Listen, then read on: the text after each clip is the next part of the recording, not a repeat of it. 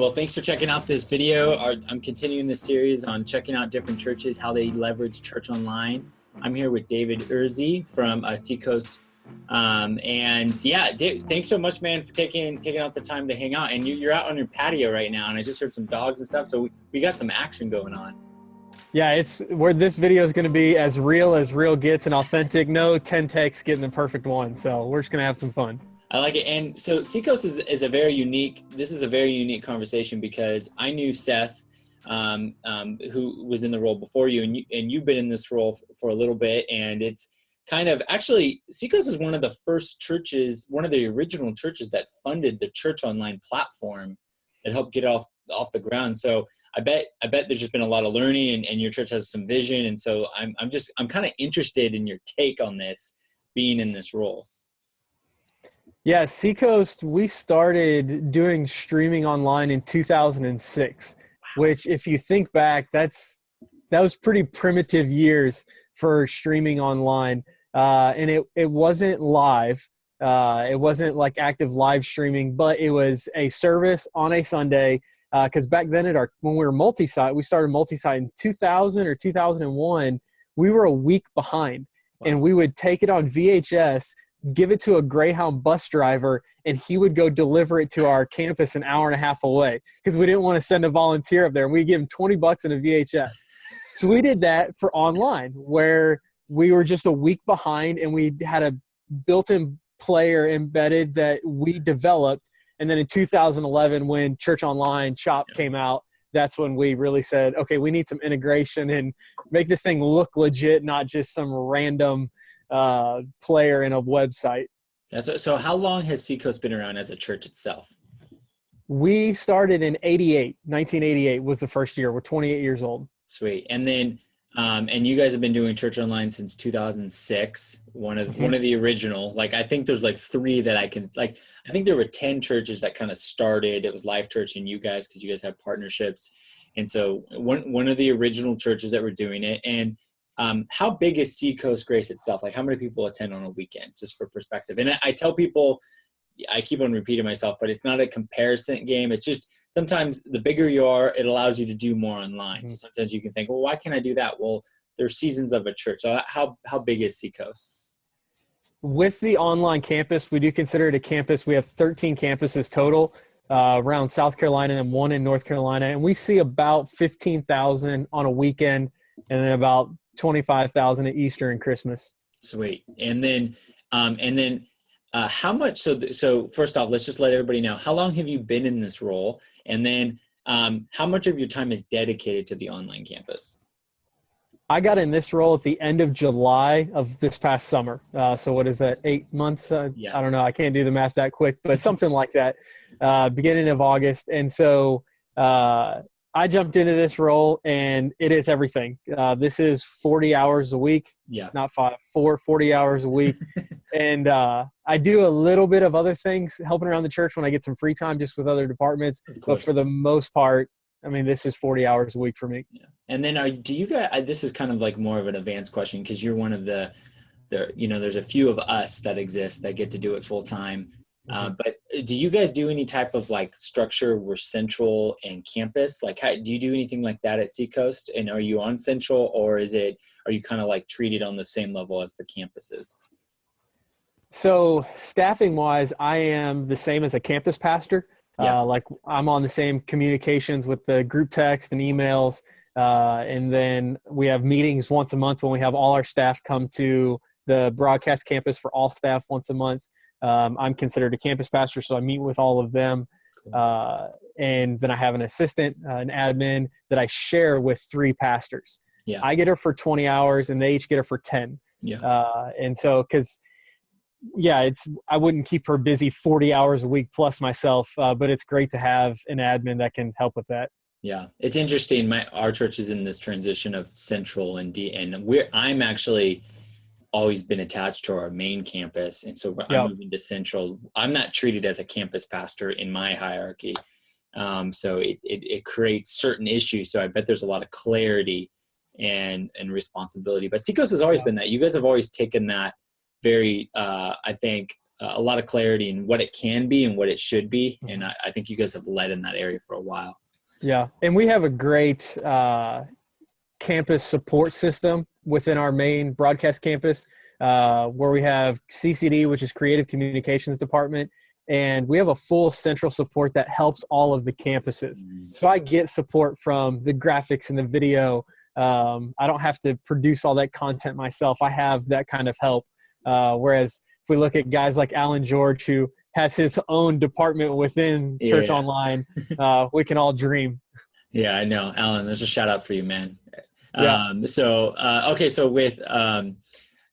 with your Church Online experience, what is the primary goal? Is it local? Is it global? Or is it a little bit of both? So we started global. Greg Surratt was our founding pastor. He was our lead. Now we would consider him our founding pastor, and his son Josh is now our lead. And when we started under Greg just said, reach everywhere. How far can we get the gospel? How far can we get what's happening at Seacoast out? And so it kind of started with, how far can we get this thing? How many nations can we get? And even we have a guy that watches from the South Pole. He only lives there a month out of the year. He's a meteorologist at the South Pole. What? But it counts. So we have had all 7 continents represented. That is amazing. Yeah. And he goes to our broadcast campus, but he's down there once a month out of the year. But now we've really reined it in to go local. And when I say local, I mean our whole state and really wherever we have a campus, because we kind of prove to ourselves, okay, yes, we can reach the world. And really anybody that has a church online can. It's possible. With the help of Google AdWords and the right marketing and things like that, it's possible to get those clicks and those watchers from anywhere in the world. But I think who's the last guy? Tripodi? How do you say Chris it? Tripudi. Yeah, Chris Tripudi. Yeah. He was talking about it of, okay, all these people clicked, but gosh, we got to connect with them better. And so that's why we're not eliminating the global, but we're saying, what are we doing really good that we can capitalize on? Yeah. And we can still put a percentage of our marketing towards global, but we're really going to focus local and get these people connected. Yeah, I love that. It's amazing, especially with your church at your size and so forth. Like, I could see the global being that initial, but trying to figure out where you can be the most strategic. Something that's constantly in flux. Like I always say, like I want to, like the international for me is I love, but it's really hard for me to really develop those people because it's not realistic to think I can go to all those places. So I almost want, like, I love that idea of staying within the state, but also obviously it doesn't limit beyond that. I hear a dog. I like it. They just came up and jumped on the sofa out here and they're staring at me like, Dad, what are you doing? But also that comes out of our goal and what's the end goal of our church online. And that really, one of the main ones is to get them to a physical campus. Yeah. To get them offline. And so if we're running ads and all that in Nevada and they're clicking and watching, hey, that's awesome. Yeah. We don't have a campus in Nevada close to you. Yeah. And we're glad you're watching, but we're going to focus more on where can we get them local. Yeah. The easier, I'm almost curious if moving forward with Church Online, when people launch, if there will be like this initial 2-hour radius, almost like, okay, if I really wanted to, I could drive. It's almost, I think about it like, what's the limit? Not that there's a limit, but like the likelihood of me driving somewhere to baptize someone.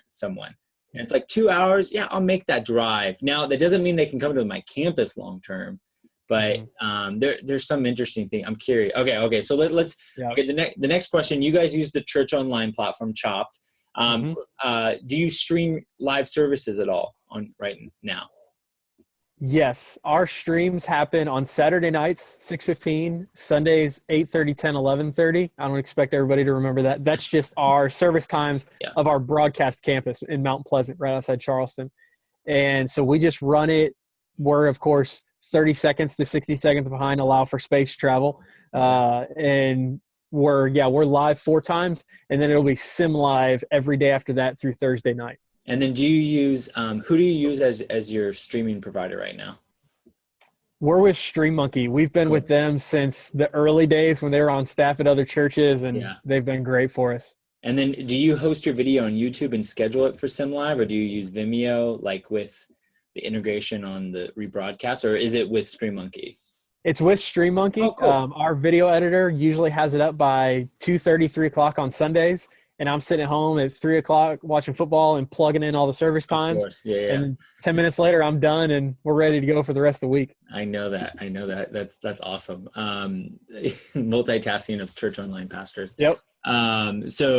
Okay. So now here's the core question. And I know this is a little bit in flux right now because we were talking about before we hit record about how you guys are rethinking something. So what is your crowd to core strategy? What does it look like for a new person all the way down to like they're totally in?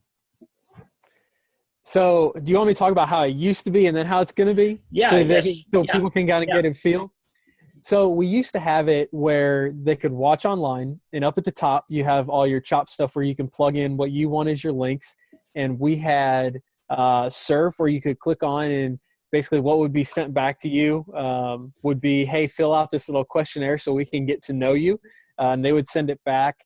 And then there was also the Connect card. So we would capture all your information there. So kind of combining the two, that's how we could get you to serve.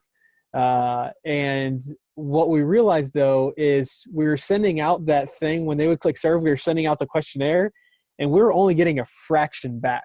Yeah. And when I say fraction, I mean like one for every 50 clicks. Yeah. And it was really, we're just finding out people just get on your website and click around just to see what buttons do.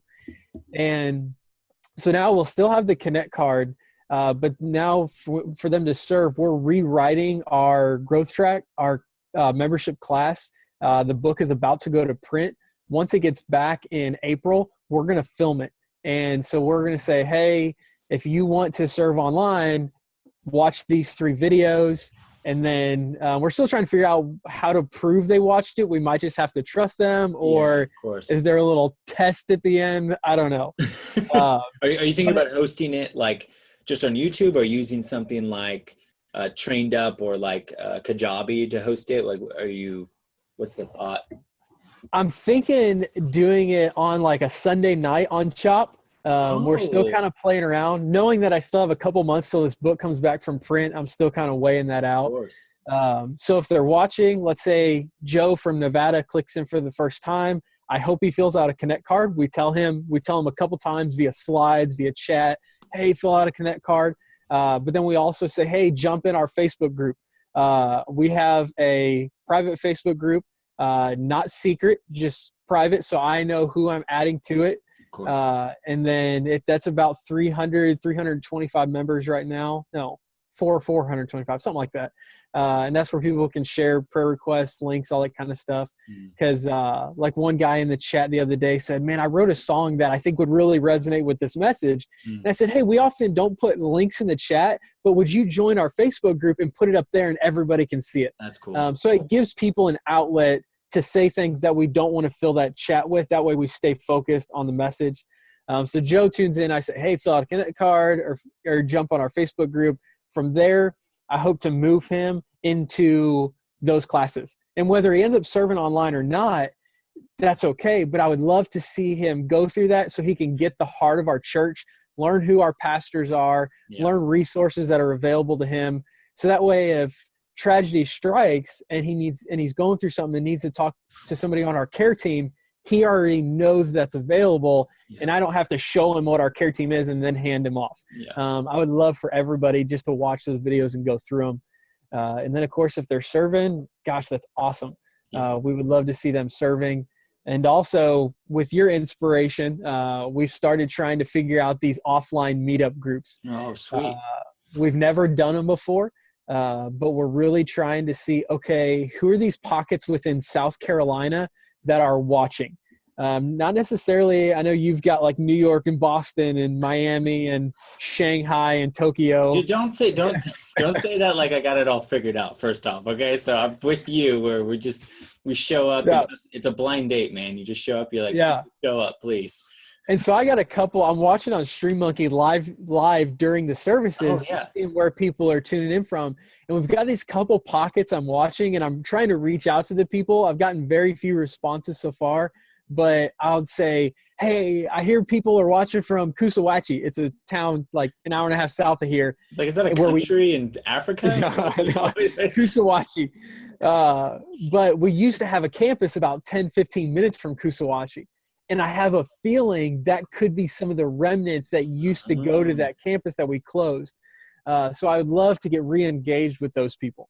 Yeah, I love that. And then right now, as you guys are like, especially this like hyper focused on local in a way, like, you know, in your reach, what does a handoff look like to a campus? Do you just recommend them? I know you can't, with the size you're at, you can't necessarily meet everybody face to face at a campus. I don't know if you get these, but I get this a lot where like I get texts from campus pastors or like, somebody from your online community is here. And I'm like, well, I can't, you know what I mean? It's like, I can't just go drive down there all the time, but like, what does that handout look like ideally to you? So let's say Somerville. Somerville's 45 minutes from my house and our broadcast campus. Say Joe lives in Somerville and he's been watching online. And we've been in communication. He hopefully tells me he's going to visit. If he doesn't, I always tell him if he's in Somerville, I say, hey, stop by, because I see Somerville on his Connect card. Yeah. I say, hey, if you ever stop by Somerville campus, ask for Roy. Roy's our campus pastor there, and he would love to talk to you. And then I shoot an email to Roy and his assistant, his admin, that says, hey, Joe's been watching for 3 weeks in a row. He lives by you. He could visit. Hopefully he does. But if he doesn't, if you don't see him in the next couple of weeks, could you reach out to him? And some reach out immediately. Some wait a couple of weeks to see if they visit. But then if me and Joe have not talked at all and he fills out a Connect card and it says Somerville, I shoot that straight to Roy. I say, hey, this guy is in your proximity. Yeah. Reach out to him, say hi, because that's easy for them. And that's an easy reach for them to say, hey, Joe, you watched online. David passed me your information. Can we hang out sometime? Can you come visit and we'll say hi? And what I love about what you guys do is that you guys have always been the leader in having a lot of experiences online. Like you have different ways for people to take communion and to pray, like candles, and you use that as kind of an experience, as a way to kind of make it more than just a stream, right? Yeah, we try and make everything, and this is how we consider it a campus, because I've been working with a few churches lately on launching their online campus, and I tell them, you can make it be a campus, or you can just have it as an outreach of, if you're going to call it a campus, try and make everything available that's at a physical campus.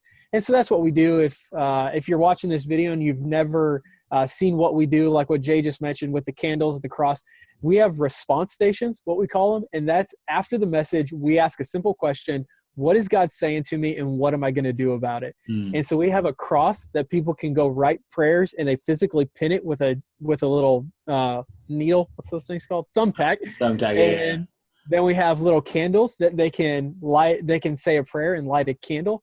Or we have communion stations around the auditorium that they can go and take communion. And then we have prayer in the back with prayer partners. And then we also have our offering boxes, and that's when it's your chance to give. So all of those responses are part of, what am I going to do about what God's saying to me? And so we have all of those responses online. You can pray with us by clicking live prayer. You can give by seacoast.org/give. And then we have the candles and the cross. And then I tell them with communion, hey guys, it doesn't have to be grape juice and unleavened bread. Grab a piece of toast and orange juice. Yeah. Whatever you have, say a prayer and take it as communion. It's that easy. I love, you guys have rocked it in that area for a long time. And I love that extra thought. There's definitely somewhere every time I see that, I'm like, oh man, it's conviction on my end of like, I love that experience element. So, okay, last question. What is and I know you've been doing this since July, so 8-10 months or whatever. So, and I'm terrible at math with you, so I can't remember. Yeah. But what would be the tool that you wish you would have had on day one? Okay. So I would say partly is Chris's. He stole it. It was Zoom, because Zoom's amazing and works for everything. But my tool, and I thought about this because I knew this question was coming, so I thought about it a ton. And I actually couldn't come up with a physical tool other than Zoom, but it was more of an idea. Hmm. And that would be to start small. Hmm. Because I think so many people see church online and the possibilities, and they're like, oh my gosh, I could do this and do this and do this and do this. Yeah. And I realized my first couple months in the role, I had so many things on my plate that I thought were possible. And then I realized I'm going to wear myself out and kill myself trying to accomplish all this. Yeah. But if I would just stream it, just start with the stream. And now obviously there was already things that I inherited. But there's been some of those that I've said, okay, what can we kind of take away and focus better on these things? And then what are some small things we can begin to add in 2017? So that's the last couple of churches I've been working with. I'm like, guys, dream and reach for the stars. But when it comes to actual implementation, start small and start manageable, because then you've got all this to grow on instead of, it's like when guys plant a church and they want like 2,000 at their launch service. I'm like, yeah, that's awesome, but that might come back to bite you when it's only a couple hundred in a few months. Yeah. And are you ready for that? Like, right. Yeah. And so with streaming, with keeping it small, we can handle all of the connect cards. We can handle all the prayers. We can handle all the follow-up. And then as we've built over the years we now have about 4,000 to 5,000 that watch on a weekend. We can handle all that because we have the volunteers and the staff, because we started small. Yeah, I love that. That's right there. That's a clip, man. I could just clip that right there, and I could probably like just help 100,000 churches. That was great. That was a great night. Yeah. Well, dude, thanks. Wait, no, go. Sorry. I was going to add one thing that we're kind of playing around with that I want to just throw out to the guys that are watching this that are multi-site. One thing that we learned is our sites that don't come to our broadcast campus don't always know what Church Online is if they haven't been to it. Because at our broadcast campus, we have a little workstation with the volunteers. We have TVs up on the wall showing where people are watching from and pictures and all that. But if you've never seen that, you don't know what Church Online is. And so we built a mobile setup with TVs and computers that we're taking to each campus. We're going to one campus a month. So I'll get through all the campuses in a year. And it's got banners and TVs, but then I'm taking 2 laptops that the church owns that I'm going to allow people to jump on and pray with people and talk to people. Oh, wow. So they can get a physical idea of what Church Online is. So that then sparks in them, oh, I should invite my friend to this. I've never thought about inviting them because I don't know what it is. But now that I know what it is and I've seen it firsthand, I can go and invite other people to it. And it just gets everybody in your whole church on board with it. And so if you have a Saturday night that you don't normally have volunteers at, hey, get some volunteers over there so those people that show up on Saturday nights see it just like the people that see it on Sunday mornings. I love it. Well, you guys are killing it. I'm excited as you guys roll out more and more, especially as you get more of clarity. And I know you're executing some things right now. I'm really pumped. Thanks for taking the time, man, for recording this. And I feel like I'm in the country right now. I feel like I'm just sitting on the porch talking. I want some lemonade. Little palm trees in the low country. So check out their site. I'm going to put all the links and everything. Make sure you're following them on Twitter. And thanks again, man. Thank you, Jay.